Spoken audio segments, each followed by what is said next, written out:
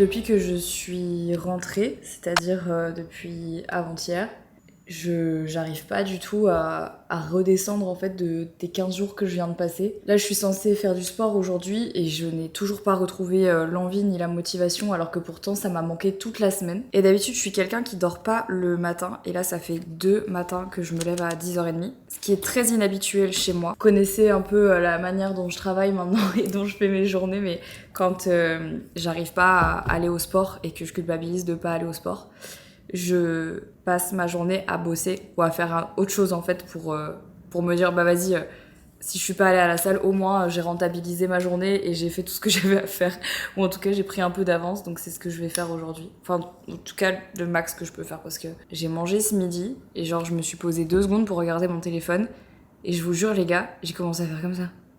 Genre j'ai commencé à me laisser partir, genre j'allais m'endormir encore.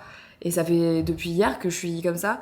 Sauf que hier après-midi avec Henri, on a eu la super bonne idée de nettoyer tout le jardin. Tu dois désherber. En plus, nous, vous savez, on a des cerises en fait qui sont pas comestibles. Et donc du coup, il faut que je les enlève de l'arbre avant qu'elles tombent au sol et que Jelly ou Nova ou Lucie ne tombent dessus et les mangent. Donc hier, on a fait ça et on était un peu éclatés.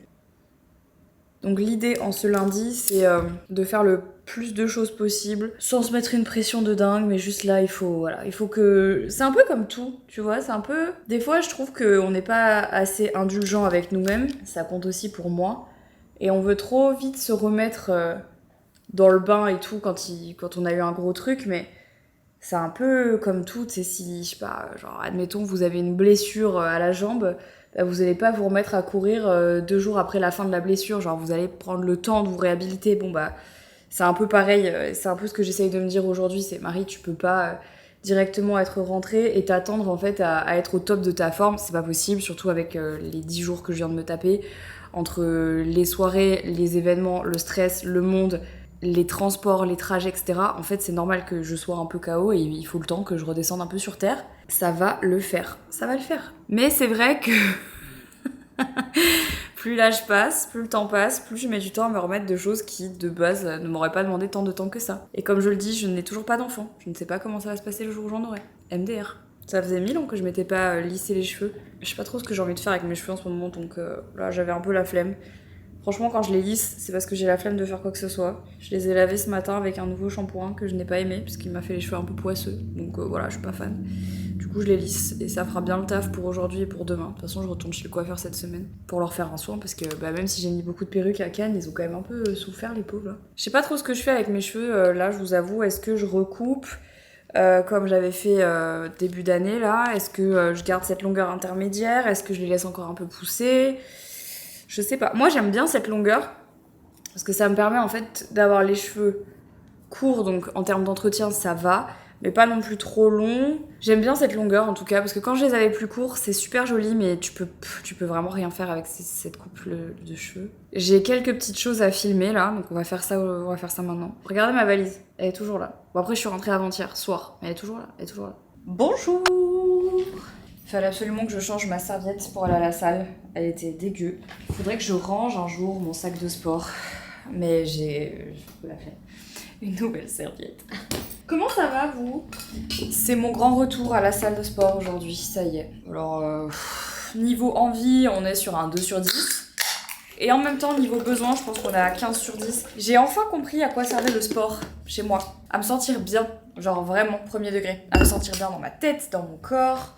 Au niveau de la fatigue aussi, ça me permet de m'endormir tôt, de me lever tôt, ça me permet de décharger le stress, ça me permet aussi de libérer de l'endorphine, et surtout ça permet de régler mes hormones à cause du SOPK.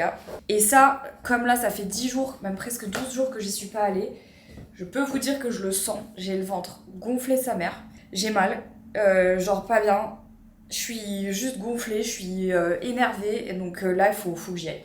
Qui aurait cru que j'allais dire ça un jour? Alors ça, c'est la question que tout le monde se pose. Attends. Je suis en train de chercher et mes écouteurs et un t-shirt à mettre pour aller dehors parce que je vais pas sortir en brassière. Alors c'est marrant parce que autant j'ai zéro problème à aller comme ça au sport en brassière et tout. Autant sortir dans la rue comme ça, c'est non. Ça va être un peu dur, je pense, là, la séance, mais ça va me faire du bien. Pour celles et ceux que ça intéresse. Ma sèche s'arrête, ça y est.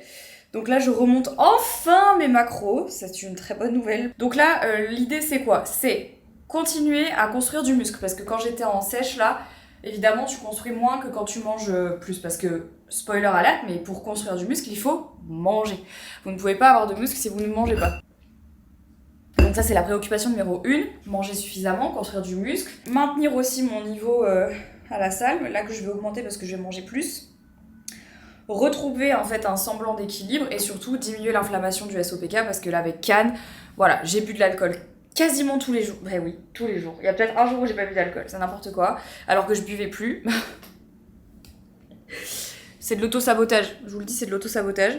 Est-ce que vous saviez, non mais ça, moi en plus je le sais, mais je sais pas pourquoi. Est-ce que vous saviez que quand vous buvez de l'alcool, eh ben votre masse musculaire fond. C'est-à-dire que votre corps est tellement occupé à éliminer l'alcool de votre corps, du coup, qu'il en oublie de gérer tout le reste. Eh oui, c'est super. Bon, je suis vraiment... Là, je suis coiffée comme le mec dans Mulan, ça n'a pas du tout. Et donc, en fait, le corps, il est occupé à tellement rien d'autre qu'éliminer l'alcool de votre organisme que, bah, du coup, il n'a pas le temps de s'occuper à autre chose. Donc, maintenir vos fonctions vitales, brûler de la graisse, enfin voilà, quoi. Donc, il faut pas boire d'alcool. Je suis coiffée vraiment mais comme une grosse merde, c'est pas très grave. Allez, trêve de bavardage, là je sens que je suis en train de perdre du temps. Enfin en tout cas d'en gagner, enfin je sais pas ce que je fais. Allez, oh ça va être dur. Franchement, avouez que ça a une autre gueule maintenant qu'on a un petit jardin dehors, enfin un petit salon de jardin. Je trouve que c'est quand même vachement plus cosy. Bon, je suis d'accord, ça manque cruellement de poussins. Et le blanc, j'avoue que j'ai peur, mais je vais assumer. Je vais assumer. Il nous manque plus que mettre ici des plantes. Vous avez été pas mal à me demander un peu des updates du jardin. Mais... Ah, un Pokémon sauvage. En fait, faut que je vous explique un peu. La vérité, c'est que, sincèrement, les amis, c'est beaucoup d'argent. En fait, il y a des travaux à privilégier dans la maison et il y a des choses qui sont un peu passées à la trappe parce que tout mis bout à bout, ça fait quand même beaucoup. C'est vrai que parler des finances, j'en parle pas énormément sur mes réseaux, j'en parle de temps en temps, mais pas très souvent, parce que je me dis que c'est... Bon, déjà, il y a une partie un peu privée, forcément, que j'ai pas toujours envie de me révéler au grand public, on va dire. Et puis, il y a aussi, je pense, un sentiment où, en ce moment, on n'a pas forcément envie de parler de l'argent qu'on gagne, l'argent qu'on dépense. Enfin, je crois que c'est assez logique, compte tenu de la situation économique dans laquelle le pays se trouve. Et donc, il y a plusieurs raisons qui font que j'en parle pas. Mais, vous savez quoi, à la lecture des commentaires de mon avant-dernier vlog, je me suis dit, c'est dommage parce que il y a des choses sur lesquelles je pourrais vraiment plus prendre la parole et ça j'en suis 100% d'accord. Mais je sais jamais trop comment le faire et dans quel contexte le faire. Et c'est vrai que des fois je me dis tiens, est-ce que faudrait juste pas que je dise la vérité au lieu juste de temporiser les choses parce que il y a des choses qui sont très vraies et je vais vous en parler en fait. Je vais peut-être pas rentrer dans tous les détails mais il y a des choses quand même qu'il faut savoir même à propos de moi et de mes dépenses, entre guillemets. Pour le jardin, il y a vraiment une raison principale qui fait qu'on a décidé de faire un peu une pause, que ce soit pour le jardin ou même dans les travaux de la maison. Donc vous le savez, on a acheté cette maison ça va faire 4 ans et ça fait 3 ans qu'on vit à l'intérieur puisqu'on a fait une année entière de travaux. Les travaux nous ont coûté beaucoup, beaucoup, beaucoup d'argent. Je pense qu'en fait on se rend pas compte à quel point la rénovation d'une vieille bâtisse, c'est beaucoup plus d'argent que de construire une maison sur un terrain vague et de la sortir de terre. Parce que on a des règles à respecter, il y a des choses qu'on ne peut pas faire et aussi tout prend du temps parce qu'il faut trouver des artisans spécialisés pour chaque projet qu'on veut faire dans la maison, encore une fois parce qu'elle est classée et qu'on n'a pas le droit de faire tout ce qu'on veut. Bref. L'année dernière, c'était encore un énorme poste de dépenses qu'on a eu puisqu'on a refait toute la façade arrière de la maison et tout le jardin.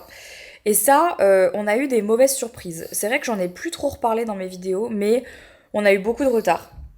On a eu beaucoup de dépenses qui se sont ajoutées un peu à la dernière minute, notamment avec des stocks qui n'étaient pas disponibles. Par exemple, les pierres bleues que vous voyez au sol sur notre terrasse, ça, juste c'était la pénurie de partout à cause de la guerre en Ukraine, ce qui est absolument dramatique. Et ça a causé des pénuries sur plein de choses, y compris sur des matériaux comme le bois, comme des trucs de construction pour les maisons, bref, et ça a eu un impact aussi sur le coût et sur le prix. Donc en fait, il y a plein de choses comme ça qui sont arrivées un peu à la dernière minute et qui, sur le coup, étaient pas spécialement prévues. Et j'avoue que l'année dernière, il y a quand même eu un moment où j'ai regardé Henri et je lui ai dit, écoute, sincèrement, je pense qu'à un moment donné, il va falloir que juste on s'arrête. Parce que, et ça c'est un truc dont on parle pas forcément, je pense, quand on rénove une maison, c'est que quand t'es lancé dans la rénovation et que tu vis dans ta maison, tu vois toujours le prochain truc que tu veux améliorer, tu vois toujours le prochain truc que tu veux faire. Et des fois, t'es un peu pris dans le tourbillon de te dire, ok, ça c'est fait, maintenant qu'est-ce qu'on fait? Et des fois, tu fais pas attention et tu te retrouves un peu, pas au pied du mur, mais juste tu te dis, putain, en fait, là, est-ce que j'ai envie de dépenser autant d'argent encore dans la rénovation d'une maison? Je voyais plein de gens dans les commentaires qui me disaient, mais quand est-ce que tu termines ton jardin? J'étais là, guys, à un moment donné, genre, j'ai c'est bon, j'ai décidé de faire un peu une pause en fait dans l'argent qu'on mettait dans la maison parce que ça devenait un trou financier, vraiment, ça devenait too much et à un moment donné, faut aussi prendre un peu de recul et se dire bon, c'est cool, t'as envie de faire mieux, t'as envie de faire plus, mais voilà, remettons un peu l'église au milieu du village. Est-ce que là t'as besoin tout de suite, maintenant, d'avoir des hortensias dans ton jardin? Peut-être pas, ma belle, peut-être pas. Genre, c'est peut-être pas un move, c'est peut-être pas un move à faire maintenant, tu vois. Sauf que, tu sais, des fois, quand t'es dans ton truc, j'avais tellement envie que cette maison soit finie que ça m'a amené à prendre des décisions, des mauvaises décisions financières. Et ça, c'est un truc, pour le coup, dont je parle pas parce que j'ai toujours estimé, alors après, ça, c'est mon estimation à moi, j'ai toujours estimé que j'avais une bonne gestion de l'argent, que je gérais bien mes finances depuis toujours, parce que j'ai eu de la chance d'être entourée très jeune sur la gestion d'un patrimoine, et heureusement pour moi, j'ai été très vite entourée de mes parents, d'experts fiscalistes, etc. Donc je pense que j'ai une bonne gestion de l'argent, mais depuis que j'ai acheté cette maison, je crois que ma gestion de l'argent a pris un coup, hein, concrètement a pris un coup. Et donc, il y a des trucs comme ça dans la maison où je me dis non, c'est du stand-by, ça prendra le temps que ça prendra, mais en fait, juste à un moment donné, c'est pas primordial. Et est-ce qu'il n'y a pas des placements financiers plus intéressants à faire maintenant que de foutre des fucking hortensias dans ton jardin? Et la réponse, c'est oui. C'est un truc dont je parle pas beaucoup, vraiment, effectivement. L'argent, les finances, comment je gère mes finances, etc. Parce que je sais jamais comment ça peut être pris sur les réseaux et je sais que c'est compliqué. Et pourtant, il y a une partie de moi qui me dit que je trouve ça dommage que ça soit un tabou et qu'on n'éduque pas suffisamment les gens à faire des placements financiers intéressants pour leur futur, encore plus aujourd'hui. Quand on voit un petit peu vers quoi on se dirige, c'est fou de se dire que personne ou pas assez de gens sont éduqués financièrement sur ce qu'il faut faire et ne pas faire. Je pense que je peux pas vous raconter ça, mais je vais quand même vous le raconter. Quand j'étais à Cannes, là, j'ai eu une conversation lunaire avec une influenceuse. Je dirais pas qui c'est parce que ça sert à rien et tout, et vraiment je suis pas là pour shade et tout, mais j'ai eu une conversation lunaire avec une influenceuse et genre j'espère que la conversation qu'on a eue lui a remis les pieds sur terre parce que vraiment j'étais en mode mais tu ne peux pas faire ça, genre juridiquement tu n'as pas le droit de faire ça. En fait j'ai remarqué que malheureusement il y a encore trop de gens à qui on n'explique pas que les finances, quand on ne sait pas les gérer, ça se fait gérer. Quand j'étais à Cannes, j'ai expliqué tant bien que mal à plusieurs personnes qui m'ont demandé conseil, et d'ailleurs ça me touche particulièrement qu'on vienne me demander des conseils à moi sur les finances et sur comment on gère une entreprise, ça me touche, je me dis ah, c'est quand même gentil. Il y a un truc, si jamais vous êtes à votre compte, ou pas d'ailleurs, si jamais vous avez des questionnements sur les finances, sur comment vous devriez gérer votre argent, quel placement financier vous devriez faire, etc., et que vous savez pas. Et c'est normal de pas savoir, genre moi non plus je savais pas, parce que j'ai pas fait les études pour, j'ai fait une filière littéraire, ensuite j'ai arrêté, j'ai fait YouTube, enfin je veux dire, je n'ai rien qui n'était prédisposé pour pouvoir apprendre et comprendre ce que c'était des placements financiers. Genre je n'avais rien pour ça. Sauf que ce que j'ai fait, c'est que j'ai suivi le conseil avisé de mon père, et que je vous partage, qui est un bon conseil, comme quoi des fois il faut écouter ses parents. Pas toujours mais souvent, quand j'étais plus jeune et que je commençais à gagner bien ma vie avec YouTube, je mettais de l'argent et je devais payer un avocat qui faisait tous mes contrats. Et ensuite, on a embauché un expert fiscaliste qui gérait mon patrimoine et mes finances de manière générale. Et ça me cassait les couilles de devoir lâcher autant d'argent dans un avocat ou dans un fiscaliste ou dans un expert fiscaliste que j'étais là, mais putain, c'est cher. Et oui, je vais pas vous mentir, c'est très cher, c'est beaucoup d'argent. Et mon père m'a toujours dit, être entouré correctement financièrement, donc avoir un bon avocat, un bon fiscaliste, un bon gestionnaire de patrimoine, peu importe, ça te coûte cher, mais ça t'en rapporte le double. Et c'est vrai. Ces gens-là sont formés à te faire mettre de l'argent de côté, à te faire économiser de l'argent, à être plus smart dans ta manière de faire des montages d'entreprise. En fait, ces gens-là, ils savent des choses que toi, tu ne sais pas. Et donc, à un moment donné, eh ben, le savoir, si tu ne peux pas l'apprendre, eh bien, ça se monnaie. Et c'est des gens à qui tu vas donner beaucoup d'argent, mais qui vont t'en rapporter beaucoup. Et c'est pas une fatalité. Et c'est surtout pas humiliant de se dire qu'on ne sait pas. Je pense que quand on sait pas, et surtout concernant les finances, il y a plein de gens des fois qui ont du mal à dire qu'ils savent pas, à dire qu'ils ont besoin d'aide. Mais moi, j'ai jamais rien trouvé de plus anxiogène que l'argent. Depuis que je suis enfant, l'argent, ça a toujours été un sujet chez moi qui me génère de l'angoisse. Je vous en ai jamais parlé. Parce que, voilà, c'est très privé et j'ai jamais parlé de ma vie vraiment en détail sur internet. Il y a des choses que j'aborderai, je pense, jamais. Mais long story short, l'argent a toujours été un sujet d'angoisse dans ma vie. Mais d'angoisse profonde. Je vais pas... voilà, d'angoisse profonde. On a tous une histoire, on a tous des traumas, on a tous des trucs. Et surtout, l'habit ne fait pas le moine. Quoi qu'il en soit, pendant très longtemps, et même encore aujourd'hui, hein, c'est pas un truc que j'aime particulièrement. Je suis pas en train de vous donner des leçons de comment placer son argent, parce que sincèrement, je suis pas la meilleure, parce que ça m'angoisse encore aujourd'hui. Mais ce que j'ai appris, et ce que je veux que vous reteniez, c'est que peu importe aujourd'hui le salaire que vous gagnez, peu importe la situation sociale, socio-économique dans laquelle vous vous trouvez, il n'y a pas de honte à poser des questions sur l'argent. Il n'y a pas de honte à se faire aider. Et d'autant plus que l'argent, c'est un sujet qui peut être un énorme trigger chez plein de monde et ça peut bloquer dans des démarches administratives qui pourraient par exemple vous faire économiser de l'argent ou qui pourraient faire prospérer vos économies. Et comme en fait ce blocage il existe, il y a plein de gens qui perdent l'opportunité de mettre de l'argent de côté ou de mieux gérer ses finances. Et je comprends parce que c'est un giga stress, surtout quand tu sais pas comment ça marche. Donc vraiment, n'ayez pas peur de poser des questions. En vrai, même si vous voulez un jour me poser des questions, même dans les commentaires de ce vlog, et que j'ai la possibilité de vous répondre, je peux le faire, vraiment. Parce que moi, aujourd'hui, je donne encore des conseils à des potes influx qui ont une manière de gérer leurs entreprises qui les regarde. Des fois, c'est le genre de truc que tu veux garder pour toi parce que tu te dis « Ah ouais, mais moi j'en ai tellement chié que maintenant j'ai pas envie de donner ces conseils à tout le monde. » Et je trouve que c'est bête de penser comme ça parce qu'à un moment donné, l'argent ça concerne tout le monde, les finances ça concerne tout le monde, l'argent c'est vraiment le moteur du monde, aussi tristement que ça puisse paraître, c'est la vérité. Et le savoir c'est le pouvoir. Donc à partir du moment où tu sais comment gérer tes finances, t'es quand même chill quoi, tu vois. Enfin chill. T'es quand même plus en sécurité dans ta tête, je trouve. Tout ça pour dire que si vous avez l'opportunité de vous faire entourer, ça coûte de l'argent, j'en ai vraiment conscience, faites-le. Si vous avez des questions à poser, posez-les. Mais même à votre conseiller ou conseillère bancaire, posez les questions. N'ayez pas peur de vous sentir bête, de pas avoir le courage de poser la question parce que vous avez peur de ce que les gens vont penser de vous. Tout le monde n'est pas né avec une appétence pour les chiffres et avec une appétence pour... les placements financiers. Il y a plein de gens que ça n'intéresse pas, il y a plein de gens que ça angoisse, il y a plein de gens que ça stresse, et pourtant il y a quand même des gens qui sont là pour vous aider.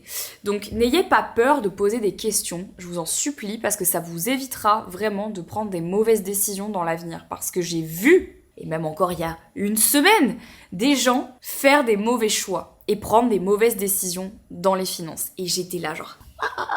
Et après, il y a autant de gens qui vous conseilleront sur la finance que il y a de gens sur cette planète parce qu'on a tous et toutes des manières très différentes de gérer un patrimoine ou de gérer des finances. Par exemple, pour certaines personnes, ça va être hyper important d'avoir acheté un appartement, une maison. Par exemple, il y a des gens pour qui ça va être hyper important d'avoir de la trésorerie et du cash flow sur son compte en banque.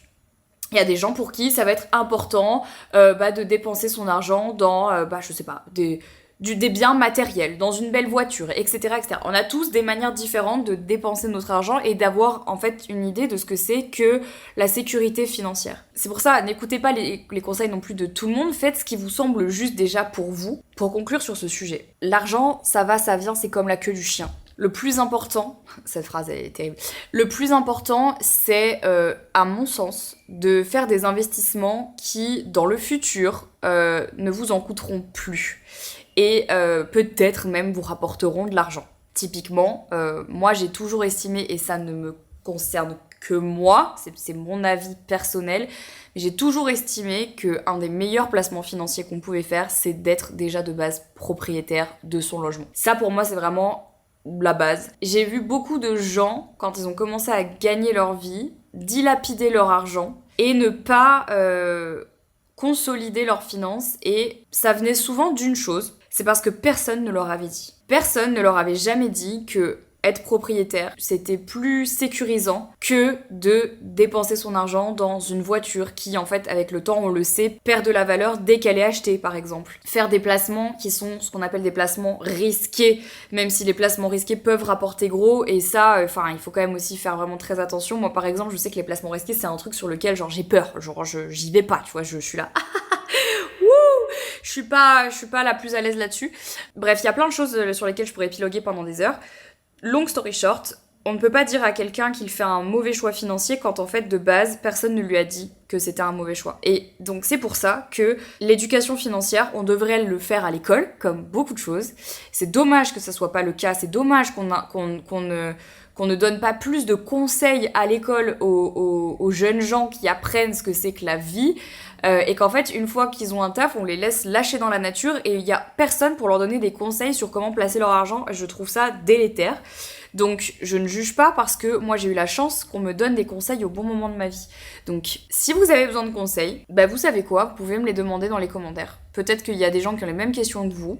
Vous pouvez me demander en DM, je viendrai vous répondre, parce que oui, je réponds beaucoup dans les DM, et je réponds dans les commentaires quand c'est possible. Donc, n'hésitez pas, si vous avez des questions. Alors, évidemment, je peux pas me substituer à un avocat fiscaliste, un expert comptable, etc. Par contre, il y a un peu du b à bas que des fois, on n'a pas, qu'on n'inculque pas, et je trouve ça hyper grave. Genre comme par exemple, un truc un peu simple mais véridique. Si vous avez une entreprise ou une marque ou bref, vous êtes à votre compte, l'argent de votre société n'est pas votre argent. Et mon téléphone sonne, est-ce que c'est mon expert fiscaliste ? Il faut aussi faire attention à pas s'en vouloir à mort si vous faites un mauvais placement. En fait, à un moment donné, on n'est pas fait que pour faire des bons placements, on n'est pas fait que pour dépenser son argent de manière hyper saine. Je veux dire, à un moment donné, on n'a qu'une vie, l'argent c'est aussi fait pour être dépensé. Comme dit mon père, il n'y a pas de riche au cimetière, et c'est la vérité. Le tout, en fait, c'est de comprendre comment ça marche et poser des questions, ne pas avoir peur. Vous ne serez jamais ridicule à l'idée de poser une question sur les finances. Vous savez que même moi, aujourd'hui, dès qu'il y a un truc que je comprends pas et qu'on essaye de me parler d'un truc de chiffre, de machin, je suis en mode quoi ? Je pose la question, même encore aujourd'hui, à 31 ans, parce qu'il y a plein de choses que je ne sais pas, il y a plein de choses que j'apprends au quotidien, et faut pas avoir honte de demander. Encore une fois, c'est hyper important. Franchement, vous passerez jamais pour des débiles si vous posez la question. Au mieux, vous allez passer juste pour quelqu'un qui s'y intéresse et qui cherche à s'améliorer, et c'est tout ce qu'on veut en fait, c'est tout ce qu'on souhaite. Et surtout, moi je vous dis ça venant d'une famille où en fait, on m'a vraiment juste expliqué le b.a.-ba de la finance, mais le reste, je l'ai appris parce que on a pris des experts fiscalistes, des avocats, etc. Mais moi, sans ça, même ma famille n'aurait pas su me conseiller financièrement comme je l'ai été par la suite par des professionnels. Chacun son métier, vraiment. Et il n'y a pas de honte à poser la question, je vous assure. En fait, l'année dernière, en tout cas, j'ai eu un petit wake-up call sur 2-3 petites choses par rapport à l'argent, et je me suis dit, bon là, Marie, peut-être que ce que tu es en train de faire ne sont pas nécessairement les meilleurs choix stratégiques pour toi là maintenant. Donc, il faut prendre des décisions. Il faut prendre des décisions. Et j'en ai pris quelques-unes. Certaines que vous avez remarquées, certaines que vous n'avez peut-être pas remarquées, mais on aura l'occasion d'en reparler. Si vous voyez de quoi je veux parler, je vous laisse me le dire dans les commentaires, et si quelqu'un trouve, je vous en reparlerai dans un prochain vlog. Il y a plein de choses qui se passent, et en fait on n'est jamais sûr de rien, et encore moins dans le monde dans lequel on vit actuellement. Et donc c'est pour ça que j'ai envie maintenant plus que jamais, et même encore une fois si c'est pas du tout genre ma spécialité, de répondre à vos questions si vous en avez, parce que je me dis putain en fait il y a vraiment, c'est trop terrible à quel point il y a trop de gens qui savent pas et à qui on l'a jamais dit, et il faut absolument qu'on le fasse quoi.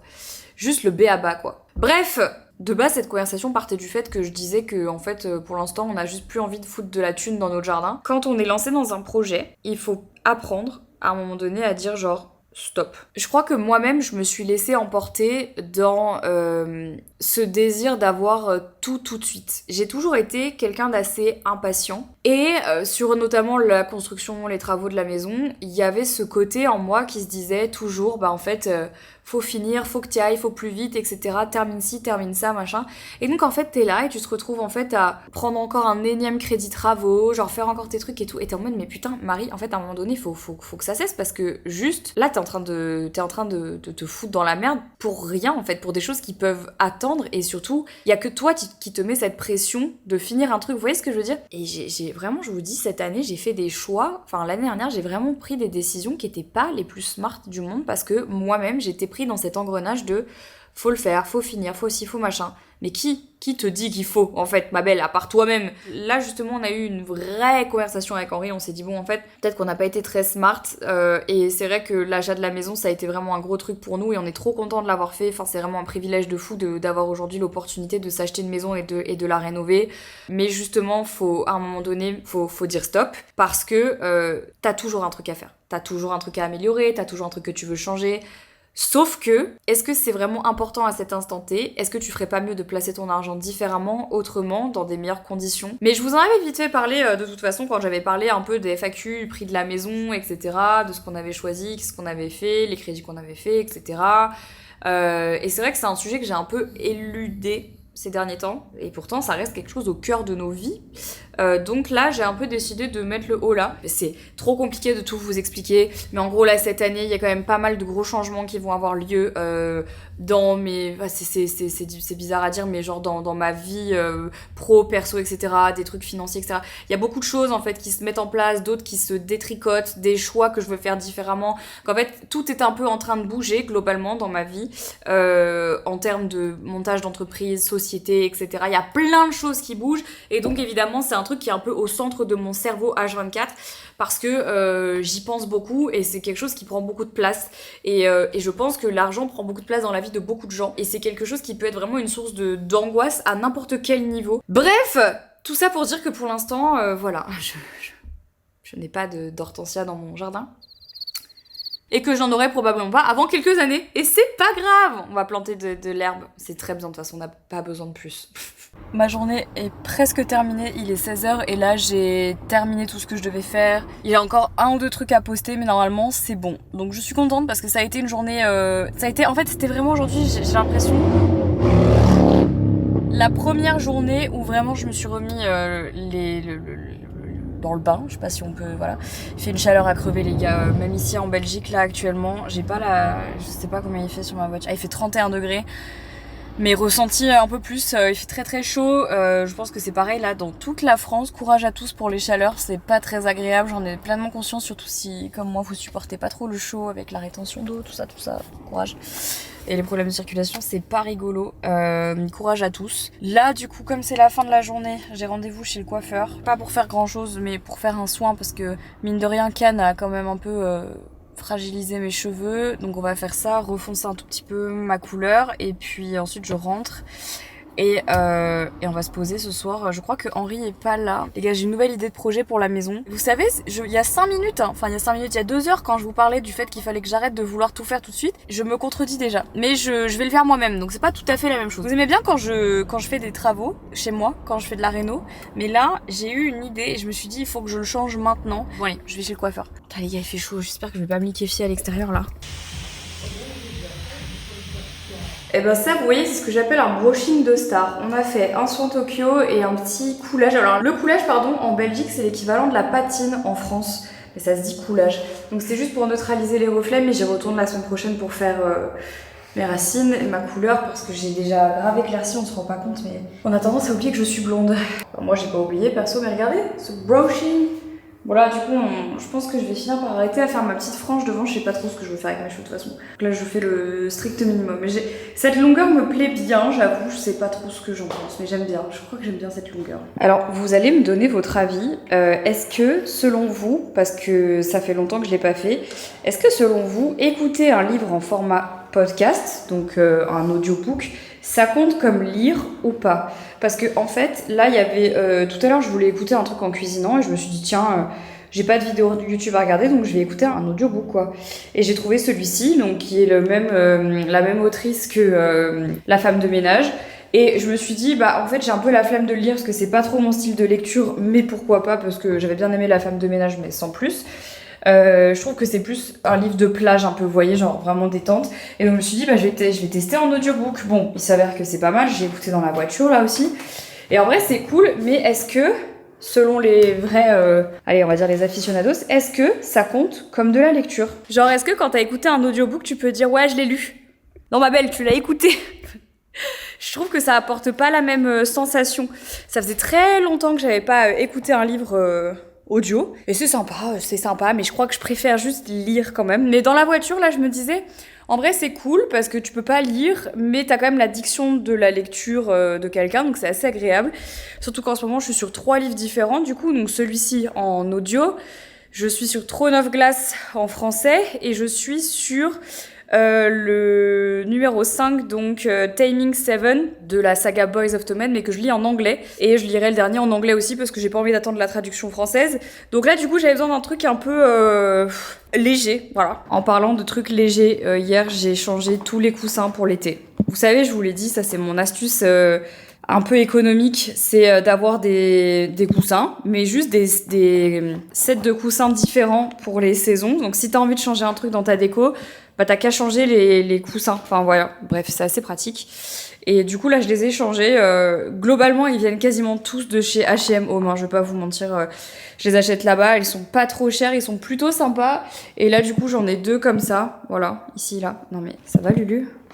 Oula, oula, oula. Oula, le gros chat. Et là, j'ai une lubie depuis quelques jours, les gars. Vous allez me dire ce que vous en pensez. Mais donc là, ça fait quelques années qu'on habite dans cette maison, vous le savez. Je dis pas que j'en ai marre de mon salon parce que ce n'est pas le cas. Or, j'aimerais apporter un peu plus de couleur. En fait, je veux pas que ça reste beige tout le temps, même si voilà, on a changé la table basse, voilà, ce genre de choses. Pendant longtemps, je m'étais dit, j'avais peur de gâcher, on va dire, l'esthétisme de la maison. Enfin, de pas respecter en gros la nature de la maison si je gardais pas tout blanc. Allez savoir pourquoi. Sauf que je trouve que ça apporterait vachement de caractère et de profondeur à la pièce si la cheminée ne se noyait pas dans du blanc. Et je trouverais ça magnifique d'avoir du vert foncé, mais très très foncé, hein, vraiment genre presque noir, ici, là, sur le contour là, et puis de peindre ici au centre aussi, tant qu'on n'ouvre pas la cheminée. Qu'en pensez-vous? Moi j'aimerais bien un vert vraiment profond. Je trouverais ça hyper joli et je trouve que ça contrasterait bien avec le reste de la pièce et ça nous enferme pas non plus parce que la pièce est très grande, mais vu qu'on a quand même du bois foncé un peu partout, je sais pas pourquoi, je trouve que le vert ici ce serait magnifique. Mais quand j'en ai parlé à Henri tout à l'heure, je me suis fait envoyer chier, donc peut-être que c'est pas le moment encore, mais ne vous inquiétez pas, j'ai une force de persuasion, je vais le travailler au corps. Vous savez même pas, je vais le travailler au corps. Si vous me dites que c'est une bonne idée, je le travaille au corps et on va le faire. Et ça va Lulu? Ça va? Ouais, alors, on se parle avec Lucie, faut savoir. On se raconte nos lives. C'est comme ici, pareil, j'ai envie de mettre un giga tapis. Voilà, bon bref. Quand on sait qu'on a 30 ans, c'est quand en fait on retrouve des trucs de bébé chez nous, voilà. Et qu'on les met tous au même endroit parce qu'en fait nos potes sont venus nous laisser leur petite pendant quelques heures la dernière fois et qu'ils ont tout oublié. Voilà, ça y est, on y est, nous y est.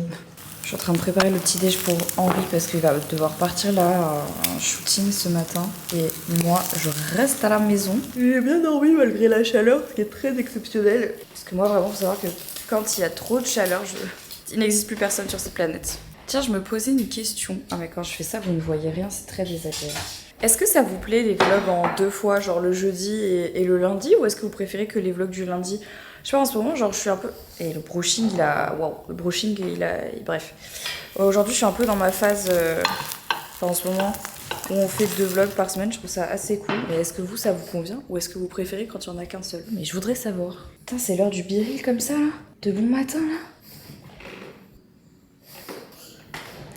Vraiment, si vous ne me suivez pas encore sur mon biril, que faites-vous? J'ai 143 jours que je poste d'affilée. Si vous connaissez pas le concept de biril, en gros, c'est qu'à un moment donné dans la journée, vous allez recevoir une notification et il faut que vous preniez une photo de vous de face et de vous, genre avec l'autre caméra. Et c'est assez marrant parce que souvent c'est pendant des moments un peu what the fuck.